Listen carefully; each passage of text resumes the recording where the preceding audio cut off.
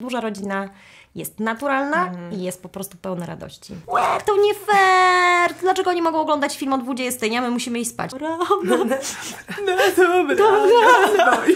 Ja daję dużo wolności też dzieciom, jakby one trochę też jakby decydują, doradzam. Nie ma obciachu, nie? Bo dzieci wysysają piersi. Piersi nie giną, nie ma. Nie ma. O, wielorodka, nie? I tak, ojej, nie. Kiedy będzie koniec? Kiedy będzie koniec? Czy da się żyć z 7 dzieci?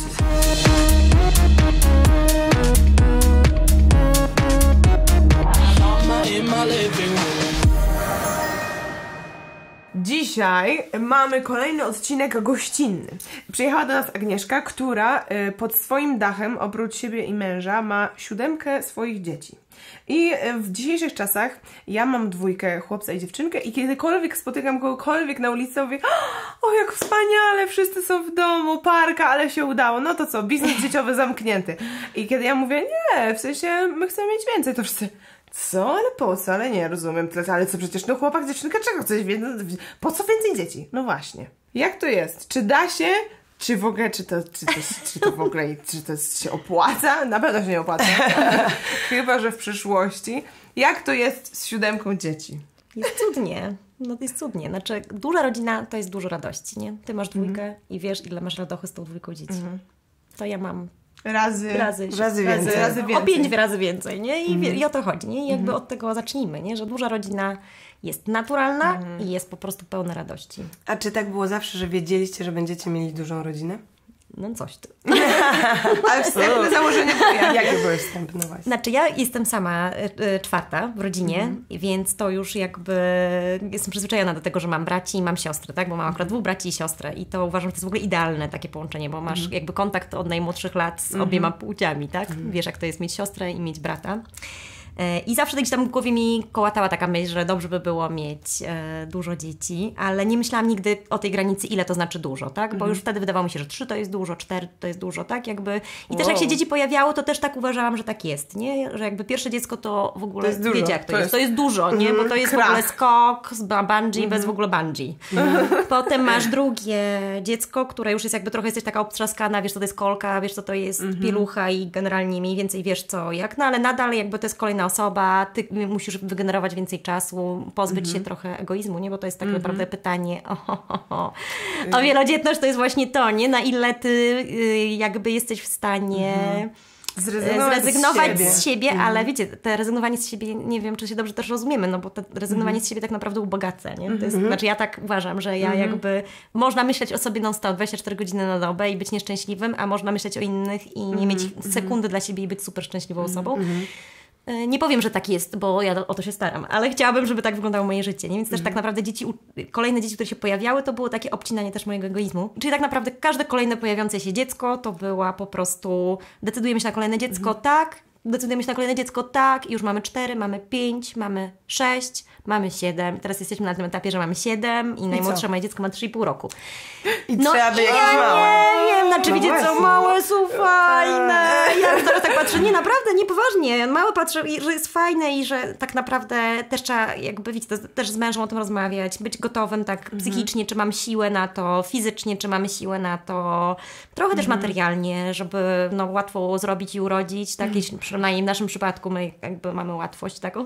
Natomiast też trzeba potem te dzieci wychowywać, mieć taką siłę dużą na co dzień, nie? Więc to jakby, znaczy to trzeba brać pod uwagę, więc w tej chwili jakby no, mamy taką dłuższą przerwę pierwszy raz, bo tak dzieci rodziły się co 2 lata, teraz jest 3,5 roku. I nie mam dziecka. Biologicznie czujesz, że biologicznie odpoczęłam, czuję, żebym mogła i naprawdę mogłabym, zobaczymy co Bóg da. To teraz ja się zapytuję o twojego męża, czy on też jest taki, że no pewnie, jasne, jakby, czy on był z innej mańki? Nie, no znaczy jeśli chodzi, nie, on nie pochodzi z wielodzietnej rodziny, ma tylko siostrę, natomiast kocha dzieci i też jakby, znaczy my mamy otwartość taką, znaczy po prostu kochamy dzieci. On jeszcze jak nie mieliśmy swoich dzieci, tylko byliśmy młodym małżeństwem takim właśnie, a już moi bracia mieli dzieci, to myśmy się tymi dziećmi zajmowali, taka kochana ciocia, kochany wujek.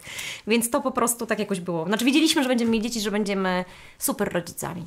Czy był taki moment, gdzie się zawahaliście i stwierdziliście, o, 5, dobra, to może styknie.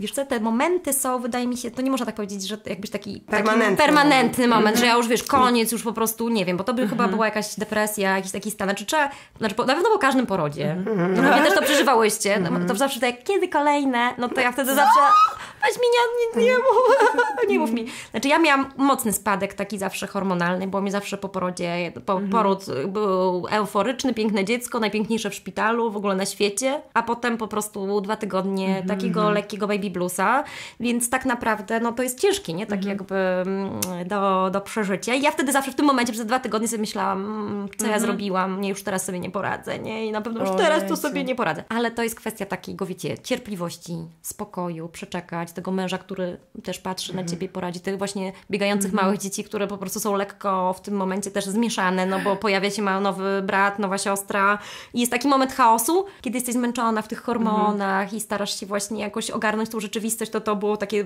przygnębiające i smutne, ale jak patrzę na to z perspektywy czasu teraz, to nawet widzę, że w tym było bardzo dużo radości, nie? I tak naprawdę nikt nie cierpiał. Dużo mam się mnie pyta, takich, które chcą się zdecydować albo myślą o kolejnym dziecku, mają 1., 2., 3. Jak to jest? Czy te maluchy nie cierpią, bo rodzi się kolejne dziecko? Mama nie ma czasu. Ojejku, to właśnie nawet nie wiem, jak na to odpowiadać, bo... To zbierajmy się, bo ja zadaję właśnie to pytanie. Czy nie jest tak, że w pewnym momencie te dzieci się jakby... Bo to jest zawsze moja obawa, albo też właśnie słyszałam to zdanie po prostu, że w pewnym momencie już nie masz czasu indywidualnie poświęconego na dziecko, tylko jakby one są tak, biegają zaniedbane, albo coś. Czy powiedziałeś, że czy to w ogóle jest... Czy to tak można w ogóle... I czy masz na przykład relacje z każdym dzieckiem osobno, czy już jest tak trochę, że grupami? Tak. Z dziewczynkami, że są maluchy ze i starszaki. Albo tak. Jest, znaczy, odpowiedź na to pytanie, na te 2 pytania, które się tak trochę... To jest taka odpowiedź, że wiecie co, że... Po pierwsze, jeśli chodzi o indywidualność, nie? Po te podejście indywidualne, to ja w ogóle jestem przeciwniczką podchodzenia indywidualnego do dzieci. No bo jak podchodzisz indywidualnie, to wychowujesz indywiduum, a ja nie chcę wychować moje dziecko na indywiduum. Ja chcę mieć takie osoby, dobre, wartościowe osoby, które też patrzą na innych, nie są Ibizą. Rozumiecie? Czyli, że nie wychowujemy pępków świata. Że ja nie mam 7 jedynaków, tylko ja mam rodzinę, nie? Wiecie, ja mam dzieci, które mają braci, którzy mają siostry starszych, młodszych, nie? Czyli jakby już samo takie podejście, czy masz czas na indywidualne podejście do dzieci, to mi się zapala taka, że ja nawet gdybym miała tego jedynaka, to ja chyba bym nie chciała do niego podchodzić w ten sposób, rozumiecie? Że dla ciebie tutaj to, tamto, siamto, mamusia cała uwagę dla ciebie. No nie, no bo wiecie, no bo to dziecko ma taki naturalny egotyzm w sobie, nie? Jest taki nastawiony na siebie, na branie, to jest taki mały człowiek, taka mała osoba, którą trzeba wychować, nie? I jest kochana, ale to nie jest taki dobry dzikus, tylko to jest taki dzikus, któremu trzeba po prostu okiełznać, wychować tego dzikusa, nie? I to jest rola mamy. I po tym, jak się ma to rodzeństwo, to tak naprawdę ta rola właśnie ci się rozszerza. Ty masz tak naprawdę... Rodzina wychowuje te kolejne dzieci, wiecie? Dlatego to jest też takie ładne. Więc podejście indywidualne jestem przeciwko. To nie podejściu indywidualnemu. Spersonalizowane podejście. Czyli, że patrzę na nie, czyli patrzę na jego duszę, patrzę na jego ciało, jest ubrane, jest zadbane, najedzone, ma grupę rówieśniczą, ma odpowiednie zabawki, ma wszystko, co ja mogę mu zaoferować i dać mu do prawidłowego rozwoju. Oczywiście, że ma, ale to się robi jakoś bezczasowo, to się robi w międzyczasie. Znaczy, to jest taka rzecz, to nie jest najważniejsza rzecz jakby w wychowywaniu. Co ty, jako mama koło 40 z 7, powiedziałabyś mamie koło 30 z 2, która ma przed sobą prawdopodobnie tą drogę? Znaczy ja przede wszystkim powiem tej mamie to: mamo, mamo, która masz 2 dzieci i masz 6 lat. Jest ci ciężej niż mi teraz, jak mam 40, mam 7. No właśnie. Tak? Naprawdę, tak jest. Zdobywamy to doświadczenie. Z każdym rokiem jesteśmy coraz fajniejszymi, mądrzejszymi, spokojniejszymi, bardziej cierpliwymi mamami. Jak się mnie pytają kobitki, jak ty to robisz, że jesteś taka uśmiechnięta i taka zadowolona? No ja to robię, bo ja już jestem mamą od 15 lat, tak? I jakbyście mnie poznały 5 lat temu, to chyba nie oglądałybyście mojego kanału. Byłabym raczej slami mami. Wiecie, no a jakbyśmy cię poznały 13? Tylko, że ja wtedy już na początku mojego macierzyństwa miałam jasną taką ideę, nie? Że ja chcę, wiecie, jakiś taki porządek mieć w rodzinie, że ja bym chciała, żeby to ta rodzina wyglądała tak, wiecie, jakoś, żebyśmy mieli jakieś zasady, żebyśmy stworzyli jakąś bandę, żebyśmy wiedzieli, że my jesteśmy, nie, że że moje dziecko jak będzie miało 15 lat, to nie przyjdzie do mnie, mamo, wszyscy, a my nie, ja będę mówiła, my właśnie jesteśmy, my jesteśmy ważniejsi niż ci wszyscy, nie? Że jakby my nadajemy, my zmieniamy świat, my nadajemy rytm, to my jesteśmy, to my, nie? I to było dla mnie tak jakby jasne, nie? I teraz jak to wszystko poukładać i jak to wszystko porobić, no i rzeźbię, z moim, jakby rzeźbimy z mężem. W tym indywidualizowanym podejściu nie do końca chodziło mi o właśnie to, że wychowuję cię i tak się skupiam na tobie i twoim wnętrzu, tylko raczej o to, że ja już jako mama dwójki mam taki mini wyrzut czasem do siebie, że ja widzę, że oni się już inaczej wychowują i nie mówię, że to jest gorzej bądź lepiej, ale widzę, że inaczej, z tego względu, że na przykład Antkowi, czyli starszemu, poświęcałam więcej czasu i nie mam nawet na myśli to, żeby pielęgnować jego egocentryzm, tylko to, że na przykład on się szybciej rozwijał. Nawet też nie chodzi mi o to, że szybciej to znaczy lepiej, ale wiedziałam, że po prostu więcej mu i teraz myślę, kurde, czy ja jestem gorszą matką, że mniej czasu poświęcam temu, że ten już się wspinał na drabince, a ten się nie Ale wiesz, wspina? też są cechy osobiste każdego dziecka, nie? To nie znaczy, że jakbyś, że nie rodzą ci się takie same produkty, które ty wkładając w nie tyle samo wysiłku i wychowasz takie same dwa produkty, bo to są osoby. Nie? I są po prostu inne. Może jest po prostu taka różnica też między twoimi dziećmi. One są po prostu różne, nie? A jeszcze ci powiem, że tak naprawdę jak jest się pierwszą mamą i pierwszy raz jesteś mamą, to tak naprawdę też działasz trochę po omacku, no bo co, wyszukasz informacji w necie, coś ci powie tam mama, jakieś już masz stereotypy, jakieś różne rzeczy, które krążą w twojej głowie i te macierzyństwo budujesz, ale tak naprawdę eksperymentujesz. Dopiero przy drugim, przy trzecim dzieckiem weryfikuje się to, nie? I tak naprawdę dopiero wtedy dochodzi ten właśnie taki czas na to, żeby być po prostu trochę być sobą, zrobić swoją markę, ja jako mama, jak wyglądam, jaki jest mój program wychowawczy, jakie są moje zasady, jak ja się dobrze czuję w tym macierzyństwie, nie? I to tak naprawdę jest takie doświadczenie.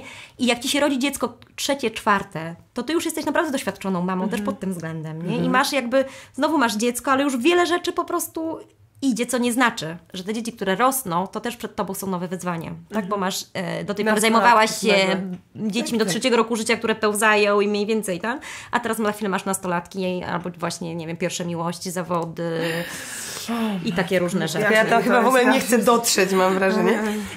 To czy szkoła z internatem, Ania, szkoła z internatem. To podpisałabyś się pod takim stwierdzeniem, że z każdym dzieckiem byłaś lepszą mamą? Tak. I teraz bardzo zachęcające. I teraz już jestem bardzo dobrą mamą, a mogę być jeszcze lepszą. To jest zachęcająca dziewczyna, naprawdę, dlatego warto. Każde dziecko w tej 7 jest inne. No po prostu inne. To jest inny człowiek, chociaż to jest w ogóle szok, bo masz, wiesz, mama ta sama, tata ten sam dom, dzieci są różne. Ciekawe, a masz takie podgrupy takie, że na przykład ci są po tym, a ci są po tym i tak mniej więcej możesz ich zieloni, czerwoni. Ładniejsi są po mnie. Te wszystkie dobre cechy to po mnie. Nie, raczej tak nie grupujemy. Natomiast grupujemy rzeczywiście maluchy i starszaki. Na przykład w takich organizacyjnych sprawach to jest bardzo proste, nie? No bo mamy, starszak opiekuje się maluchem, na przykład, nie wiem, podawałam też już taki kiedyś przykład właśnie takiej prostej rzeczy, jakiegoś dyżuru, nie? Albo coś gubimy w domu, trzeba znaleźć, no to maluch szuka ze starszakiem, nie? Ja już nie szukam, po prostu ja nie chodzę, nie szukam, chociaż szukałam przez 3 lata pierwsze mojego macierzyństwa, bo cały czas coś się szukało. Teraz szukają dzieci, nie? I też na przykład jeśli dotyczy to rozrywki, no to mamy Świnkę Pepę dla przedszkolaków i oni sobie oglądają Świnkę Pepę, a starszaki Avengersów, nie? Więc też jest jakby kwestia taka, że jest kino dla dorosłych, kino dla dzieci, rozrywki dla dorosłych, przywileje dla starszych dzieci. A tak jakby maluchy mówią, o to nie fair, wszyscy mówią nie fair. To nie fair, dlaczego oni mogą oglądać film o 20, nie? My musimy iść spać. No bo oni są starszakami, mogą oglądać o 20 film, nie? Więc to są... Więc jakby się z tej grupy bycia starszakiem? No tak naprawdę po 4 klasie szkoły podstawowej. Ja myślę, że takie 10-letnie dzieci już, chociaż to też zależy od wrażliwości dziecka, nie? Na przykład bardzo. Pierwsze moje dziecko to w ogóle, myśmy nie mieli telewizora, ja kupiłam DVD z płytą Miś Uszatek, włączyłam jej jak miała 3 lata pierwszy raz ekran i ona się popłakała na tym, wiecie, pora. No dobra. Nie, w ogóle wiesz. I ona tak, ja patrzyłam na moje dziecko, zrobiła mi krzywdę, ztraumatyzowałam dziecko tym uszatkiem. Przemądrzałem i on w ogóle jest taki przemądrzały, ten uszatek. W ogóle też oczami dorosłych się inaczej ogląda bajki, nie? To jest w ogóle też inna rzecz. Więc to jest znaczy trzeba patrzeć na dziecko, nie? Jeden może obejrzeć Avengersy jak ma 10 lat, a innemu bym nie dała za bardzo jeszcze tego oglądać, niech lepiej ogląda Peppę z maluchami, nie? I ja daję dużo wolności wolności też dzieciom, jakby one trochę też jakby decydują, doradzam, nie ma obciachu, nie? Jakby nie oglądasz, to nie oglądasz. Dobra, to ja mam jeszcze jedno pytanie. Jak myślisz, jak twoje dzieci reagowały, o ile pamiętasz, na wiadomość, że jesteś w ciąży i będzie nowy brat? Zawsze się cieszyły. Tak? Zawsze się cieszyły. A czy to już był taki automat na zasadzie, mamo, Będzie 2 lata, gdzie jest dziecko? Trochę tak. Znaczy, wiecie, nie w takim sensie, że oni naciskali nas, żeby miało być dziecko. Natomiast zawsze jak ja mówię, że jestem w ciąży, będziemy mieli kolejnego dzieciaka, to zawsze się już jakby wszyscy się cieszą. W mojej rodzinie jest dużo miłości i radości, nie? I jeżeli my się kochamy i wspieramy, to po prostu to się dzieli, po prostu to jest tak się wylewa, nie? I jeżeli tak jest, no to nie ma jakiejś zazdrości, jakiegoś lęku, że oj, teraz mama nie będzie się mogła mną zajmować w sposób indywidualistyczny. Nie będzie miała dla mnie czasu, nie? Ten czas jest, nie? Tak naprawdę. No, mnie na przykład zapytał Antek ostatnio, kiedy będzie miał brata albo siostrę. I to jest dla mnie ciekawe, że on mnie zapytał, czy, tylko kiedy. Dla niego to było dosyć no bo to jest naturalne. Słuchajcie. Wiecie, Stefan już nie jest takim baby'akiem. Ale wiesz, jak patrzymy tak, jakby patrzymy w ogóle na rodzinę, nie? Abstrahując od tego, że żyjemy w takim społeczeństwie, które jest, wiecie... Egoistyczne, galopujący konsumpcjonizm i to wszystko, nie? To tak naprawdę abstrahując od tego wszystkiego, to naturalne są duże rodziny. Moja rodzina jest naturalna, nie? Rodzina, która ma dużo dzieci. Nienaturalne jest to, że się zatrzymujemy na dwójce, nie? I tak naprawdę to już jest dobrze, ale zatrzymujemy na jednym, to jest nawet niesprawiedliwe w kwestii społecznej, tak? Bo powinno być zastępowalność pokoleń, a jeśli masz jedno dziecko, to nie ma tej zastępowalności, więc tak naprawdę działamy przeciwko naturze, nie? Więc tak ja nie wiem. Znaczy, ja w ogóle słyszałam, że jakby z takiego, ja jestem patriotką, ja chcę mieć w ogóle dzieci, jeden z tych, dla Polski. Ja jako matka Polka dla Polski, dlatego, że słyszałam, że jak jest jedno dziecko, naród umiera, 2 dzieci, naród umiera, 3 dzieci, jest okej, 4 dopiero jest prosperity jakieś, nie? Tak, czyli 4 minimum, jeżeli jesteś patriotą. I to w dodatku 2 właśnie najlepiej mieć brata i żeby każdy miał brata i siostrę. No to jest takie fajne, to jest wtedy zdrowe, nie? Po prostu, bo możesz siostrę podglądać, nauczyć się, wiesz, bić z chłopakami, no to jest wszystko, wiesz, no to trochę tak, nie? Ale a propos podglądania, no to słuchajcie, tak było. Ja właśnie ostatnio do przyjaciółki chodzę, mam kochaną koleżankę, która ma super dom z basenem i mój syn jeden właśnie, ten przedszkolak, po prostu ściągnął po basenie kąpielowy i tak wiecie, taki Avengers, nie?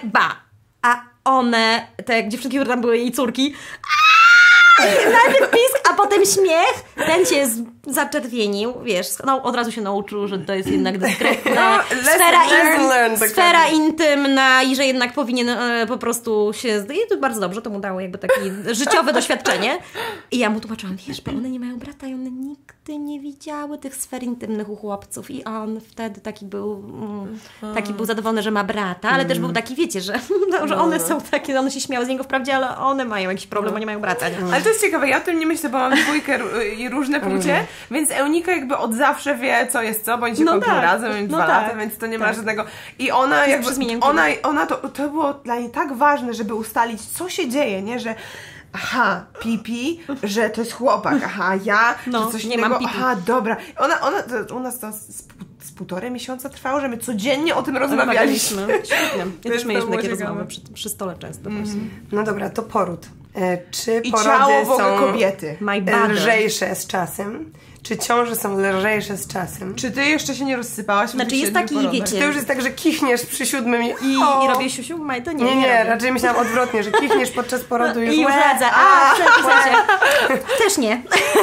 Nie, znaczy ja generalnie, to jest kwestia chyba trochę genów, nie? No nie każdy może urodzić dużo dzieci ze względów zdrowotnych. To jest pierwsza taka podstawowa rzecz. Ja mam dobre geny, po prostu. Nie moja zasługa. No tak mam, że jakby nigdy nie wykorzystuję to. Nigdy nie miałam problemów z donoszeniem z ciążami, w sensie takim, że nie wiem, że mnie coś tam bardzo bolało albo leżałam. Zawsze pracowałam do końca ciąży i też szybko wracałam po porodzie do siebie. Na pewno trzeba o siebie dbać, nie? I troszczyć się. I ja też starałam się, chociaż wiecie, teraz tak jak patrzę z perspektywy, czy ja to robiłam, wydaje mi się, że robiłam za mało, ale trochę zawsze też ćwiczyłam, chodziłam na basen, zawsze taką aktywność fizyczną uskuteczniałam, żeby też tak nie podupaść.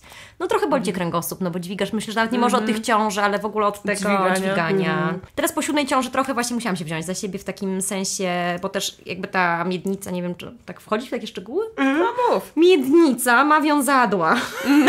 I te wiązadła po prostu od dźwigania od rozciągania tej macicy się po prostu rozciągają i one już nie mają tej możliwości kurczliwości, więc generalnie jak masz słabą miednicę, to musisz pracować nad innymi mięśniami, które są wokół, żeby nie mieć po prostu bólu w tym kulszu, nie? Czyli takiego, że przygarbienia lekkiego.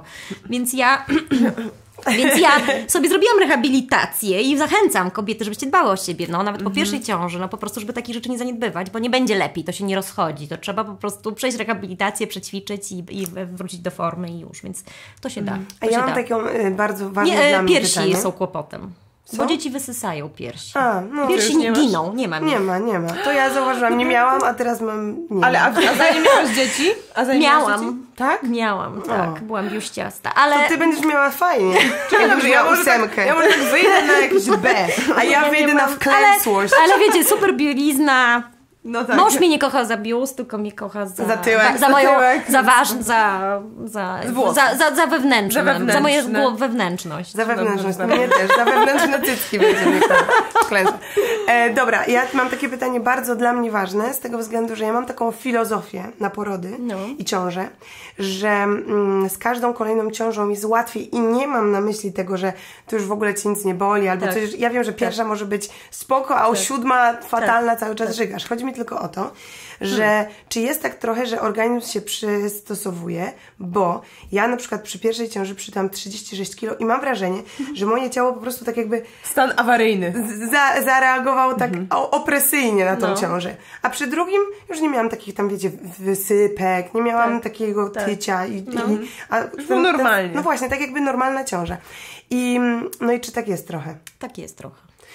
Też tak bo te hormony... Ja też przytyłam 30 kilo w pierwszej ciąży. Naprawdę? I moje zdjęcia, no wiecie. Widzisz. Naprawdę? Dżabar, po prostu dżabar. Nie cierpię tych zdjęć, w ogóle nie robiłam. Jak ja patrzę na te mamy teraz na tym Instagramie, ja was kocham dziewczyny, te wasze focie ciążowe, excuse me, ja po prostu nigdy tego bym sobie nie zrobiła, bo ja byłam brzydka. No ja też. Pokażę ci potem. Znaczy po pierwsze w moich czasach nie było w ogóle takich foci, nie? Ale po prostu one w takie piękne, wiesz, no niektóre też są duże, nie? Ale jakby są po prostu piękne. A ja byłam naprawdę na studiach byłam jeszcze, tak patrzyły na mnie te pani promotorka na mnie tak patrzyła z takim, wiecie, po pierwsze jak jesteś w ciąży na studiu, to w ogóle myślę, że to jest wpadka, nieplanowane, że w ogóle jesteś durna taka, jeszcze jak ona chce obronić tą pracę, nie? I ja ona tak... A co studiowałaś? Romanistykę. O Boże, ale już nie użyłam tego języka. Nie mówcie mi też, że wy, nic mi nie mówcie Paris, bo ja już też zapomniałam ten język. Znaczy nie używam go prawie w ogóle, więc... Trochę właśnie czasami odkurzam teraz, że dla żartu, ale... Dla żartu. Czyli przyzwyczaja się organizm. Organizm, tak. Ale jeszcze właśnie też może, bo to jest też ciekawe, nie? Czy te porody są szybsze, mniej bolesne i jakby mniej się ich boisz? Boisz się tak samo. Nawet bardziej, bo już wiesz, z czym to się je. I że to będzie... Wiesz, to się znowu stanie. Ile trwają twoje porody? Czego? Krótkie. Pierwszy mój poród to był już 7 godzin, a potem to mam takie, wiecie, 3 godziny. Od pierwszej skurczy? Tak. Haha! Jesteśmy razem w teamie. No to ja nie mogłam mieć tych dzieci po prostu. No po prostu szybciutko się rodziło. Natomiast wiecie, co tu mam jeszcze powiedzieć? Że porody są paskudne. Porody są paskudne. To jest cierpienie. Jedyne co jakby daje ci tę jakby taką sensowność tego, to, że warto. Że cierpisz czasami. A to nie, że nie ma żadnej wartości. Na przykład, nie wiem, cierpisz, bo koleżanka idziesz ma... na depilację laserową. Tak, albo idziesz na depilację, albo robisz sobie, nie wiem, tak właśnie albo koleżanka coś ma, a ty nie masz, ty cierpisz z tego powodu, że ona ma, ty tego nie masz. Takiego, nie wiem... To tak aż fizycznie... Taką torebkę, no nie wiem, ale... Czasami sobie nadajemy jakieś cierpienie bezsensowne, a to akurat jest chyba jedyne w życiu kobiety cierpienie, które ma sens. Znaczy też mi się wydaje, że nie ma, że my kobiety lubimy tak o tych porodach, a ja to tak. Że czasami chyba trzeba też kasować te tematy, mi się wydaje, bo każdy ma swoją drogę. Nie zwłaszcza jak się nasłuchamy czasami tych strasznych różnych rzeczy, że to potem sobie myślisz, kurczę, mnie też to pewnie trafi, nie? Bo to statystycznie mnie to trafi, lepiej nie. A ja właśnie lubię rozmawiać, bo ja mówię, okej, jestem przygotowana na najgorsze, ale liczę na to, że będę miała jak koleżanka poprawę, że jednak 2 godziny. Ja właśnie te leżenie w szpitalu, też spotykanie różnych kobiet, no to naprawdę, co kobieta to historia. Co kobieta to historia. To jest dla nas takie też zadanie, nie dla mam, mi się wydaje, że w ogóle dla kobiet, nie? Żeby było dużo fajnych położnych. Po prostu, nie? Że jakby kwestia po prostu położnych, nie chodzi o to, że jak ona się to zaopiekuje tak medycznie, tylko jak ona ci przekaże feedback. No jaka ty jesteś po prostu, jaką ty jesteś, wiesz, jaka jesteś fajna, jak rodzisz, a nie, że wieloródka, bo wiecie. No tak, ale kiedy jest to się zdarza, trzecia, nie? No już trzecia, to już jesteś wieloródka, nie? I wieloródka, nie? I tak, ojej, nie, na przykład patrzą na ciebie. Naprawdę? Znaczy, no mnie to nie spotkało akurat, ale mam koleżanki, które spotkało, że właśnie ojej, nie? I tak wiesz sobie potem, a ty leżysz, rodzisz, a one tak patrzą na ciebie z drugiej strony, ojej. I ty myślisz, kurde, co tam jest? Smok, ja kota rodzę? What the hell? Wiesz, no po prostu, że się, wiesz, boisz tego, wiesz, znaczy, że to jest po prostu niemiłe i potem ci zostaje to w pamięci, nie ten poród, nie te piękne, tylko że położna, która była zbrzydzona tobą, no wiesz, no to nie może tak być. To apelujemy do położnych, nas oglądają. Mówcie do nas miłe rzeczy, że jesteśmy piękne, że jak pięknie rodzimy. Tak, ale to, znaczy, że te słowa, które dla pani nic nie znaczą, dla was nic nie znaczą, wy mówicie, powiedzcie, masz tę moc. Masz tę moc, dajesz, a nie, ja zawsze się pytam, kiedy będzie koniec, nie? A one wtedy mówią, jedna mi powiedziała, nigdy nie wiadomo, kiedy wojna i poród się zakończy. No ja to, bo pocieszyła mnie, powinna powiedzieć, powinna mówić, zaraz, już, no wiesz, Ostatni raz, dajesz, tak, no nie wiem, jakby, że zabrakło tego takiego, no, więc to jest istotne, nie? Więc to myślę, że też byśmy, więcej dziewczyn by chciało rodzić dzieci jakby dla Polski. Dla Polski. Jakbyśmy miały... Także jak rodzicie za granicą, to jedno max. Dla Polski, jakbyśmy miały te fajne położne, nie? Jest dużo fajnych, na pewno, i ja też takie spotkałam w swoim życiu i pozdrawiam, ale jeszcze na pewno jest dużo do zrobienia w służbie zdrowia w tym temacie. Ja znam jedną i wyjechała do Afryki. Odbierać akurat do Afryki, gdzie sobie idą pod drzewo i same rodzą, nie? Kicki rodzą. Po co ona pojechała w ogóle? Bo oni sobie poradzą. No właśnie. I wraca. A nie wiem, ja może bym zjadła. No. Z łożysko? Nie, no co ty, Anna? Ja bym nawet właśnie położyła taką maseczkę.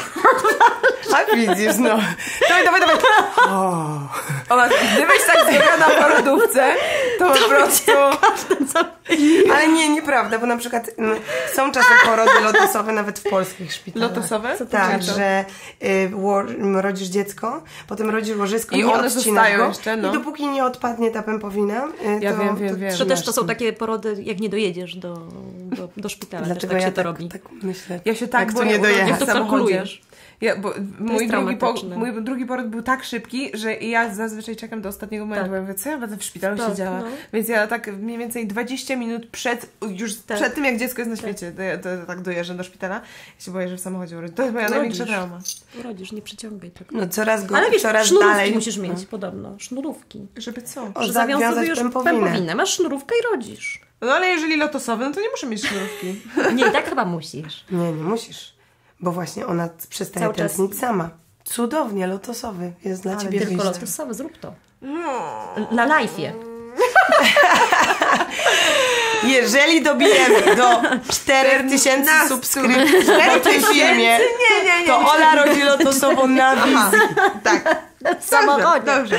Ale po tym filmie wychodzi ten film, muszą być 4000. Nie, bo jeżeli będzie wcześniej, ale jeżeli będzie 3500 subskrypcji, to rodzi lotosową, ale nie w samochodzie. Dobrze. Dla Polski. Dla Polski. Matko jedyna. No.